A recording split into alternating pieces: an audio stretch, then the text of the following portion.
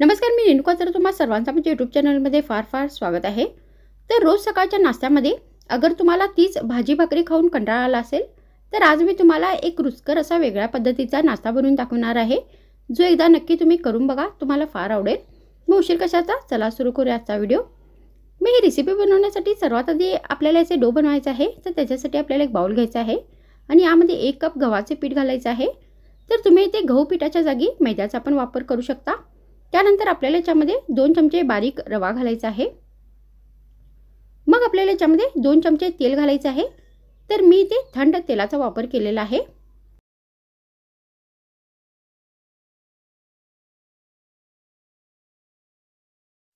त्यानंतर आपल्याला याच्यामध्ये चवीनुसार मीठ घालायचं आहे.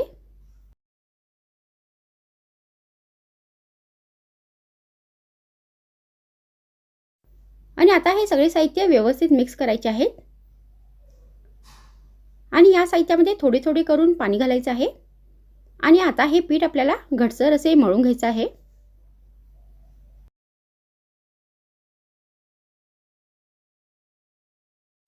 मग पीठ मळून झाल्यानंतर आता आपल्याला हे पीठ 5 मिनिटापर्यंत असेच भिजण्यासाठी ठेवून द्यायचं आहे.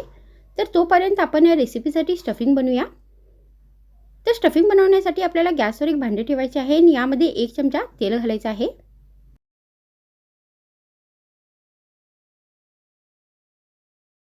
मग तेल गरम झाल्यानंतर आपल्याला याच्यामध्ये अर्धा चमचा जिरे घालायचे आहे आणि अर्धा चमचा मोहरी घालायची आहे.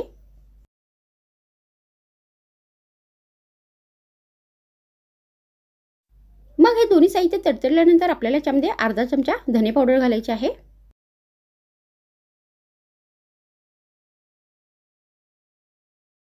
त्यानंतर आपल्याला याच्यामध्ये अर्धा चमचा रेड चिली फ्लेक्स घालायचे आहे. तर तुम्ही ते चवीनुसार बारीक चिरलेल्या हिरव्या मिरचीचा पण वापर करू शकता.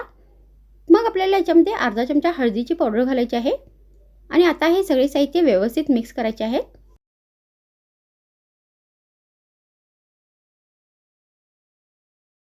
त्यानंतर हे स्टफिंग बनवण्यासाठी मी इथे एक उकडून स्मॅश केलेला बटाटा घेतलेला आहे. तर बटाटा आपल्याला व्यवस्थित स्मॅश करून घ्यायचा आहे. मग आपल्याला याच्यामध्ये चवीनुसार मीठ घालायचं आहे.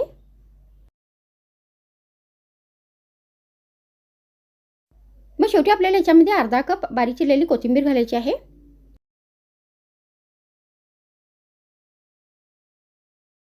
आणि आता हे सगळे साहित्य व्यवस्थित मिक्स करायचे आहेत.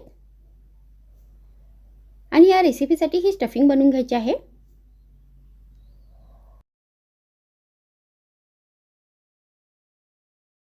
तर हा जो बटाटा आहे तो व्यवस्थित आपल्याला स्मॅश करून घ्यायचा आहे.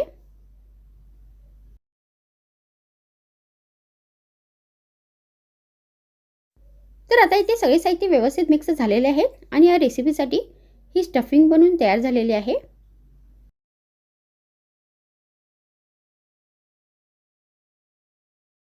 आणि आता हे पीठ पण व्यवस्थित भिजले आहे. त्यानंतर आपल्याला या पिठाचे गोळे बनवायचे आहेत आणि या गोळ्यांना पीठ लावून आता आपल्याला याची पोळी लाटून घ्यायची आहे.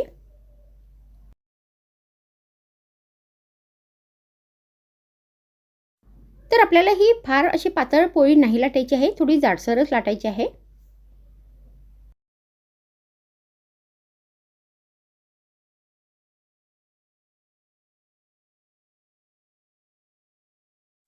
तर मी ते पोळी लाटून घेतलेली आहे. त्यानंतर याच्यामध्ये आपल्याला ही बटाट्याची स्टफिंग आता लावायची आहे. ते व्यवस्थित याच्यामध्ये आपल्याला ही बटाट्याची स्टफिंग चमच्याने लावायची आहे. तर तुम्ही ही हाताने पण लावू शकता.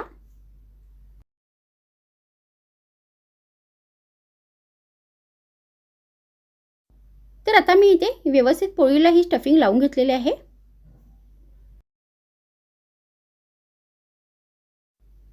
त्यानंतर आपल्याला एक चाकू घ्यायचा आहे आणि या पोळीचे आता 4 पीसेस कट करायचे आहेत. तर त्रिकोणी आकारामध्ये हे पीसेस आपल्याला कट करायचे आहेत. तर अशा पद्धतीने मग कट करून झाल्यानंतर आता आपल्याला या त्रिकोणी भाग जे आहेत ते फोल्ड करायचे आहेत. तर अशा पद्धतीने आपल्याला हे फोल्ड करून घ्यायचे आहेत.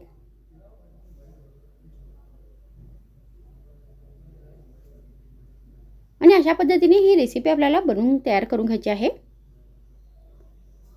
तर मी ते 4 पीसेस हे अशा पद्धतीने फोल्ड करून घेतलेले आहेत. त्यानंतर आता आपल्याला ही रेसिपी फ्राय करायची आहे. तर त्यासाठी मी गॅसवर तेल ठेवले आहे मग तेल गरम झाल्यानंतर आता आपल्याला ही रेसिपी या तेलात घालायची आहे.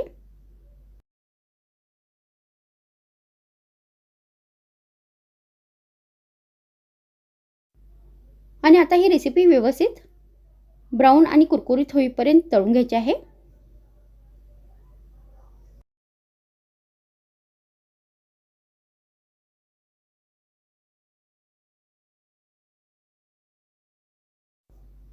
तर आता इथे हे पीसेस सगळे व्यवस्थित फ्राय झालेले आहेत. तर तुम्ही अशा पद्धतीने बटाट्याचा एक वेगळ्या पद्धतीचा नाश्ता बनवून गरमागरम हिरव्या चटणीबरोबर नाहीतर सॉसबरोबर नाश्त्यामध्ये सर्व करू शकता. नाहीतर तुम्ही ही रेसिपी एक स्नॅक्ससारखं पण चहा या कॉफीबरोबर देऊ शकता. तर माझ्या व्हिडिओमध्ये इतकेच. पुन्हा भेटूया आणखीन एक नवीन व्हिडिओमध्ये. तर मग थँक्स फ्रेंड्स वॉचिंग माय व्हिडिओ.